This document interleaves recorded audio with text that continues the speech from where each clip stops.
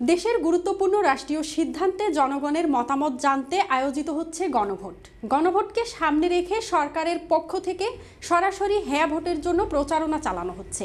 সচেতনতামূলক কার্যক্রমে সরকার তাদের প্রস্তাবনার পক্ষে জনগণের সমর্থন চাইছে।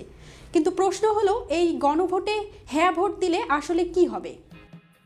সরকারের দেওয়া প্রস্তাবনাগুলোর উপর জনগণের সম্মতি বা অসম্মতি জানাতেই এই গণভোট। সরকারি প্রস্তাবনায় যেসব বিষয় অন্তর্ভুক্ত রয়েছে, প্রথমত রাষ্ট্রীয় ব্যবস্থায় প্রয়োজনীয় সংস্কার কার্যকর করা, দ্বিতীয়ত গণতান্ত্রিক প্রক্রিয়াকে আরও শক্তিশালী করা, তৃতীয়ত ভবিষ্যতে গুরুত্বপূর্ণ সিদ্ধান্ত গ্রহণে জনগণের সরাসরি অংশগ্রহণ নিশ্চিত করা।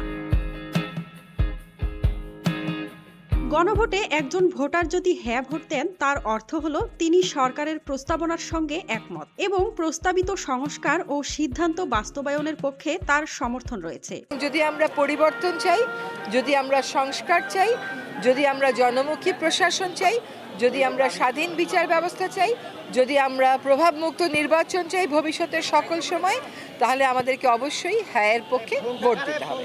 হ্যাঁ ভোট বেশি হলে বোঝা যাবে দেশের অধিকাংশ মানুষ এসব প্রস্তাব বাস্তবায়ন চায়। সেক্ষেত্রে সরকার ও সংশ্লিষ্ট কর্তৃপক্ষ প্রস্তাবনাগুলো কার্যকর করার সাংবিধানিক ও নীতিগত ভিত্তি পাবে। অন্যদিকে যারা সরকারের প্রস্তাবনার সঙ্গে একমত নন, তারা না ভোট দেওয়ার সুযোগ পাবেন। অর্থাৎ গণভোটে প্রতিটি ভোটই জনগণের মতামতের প্রতিফলন।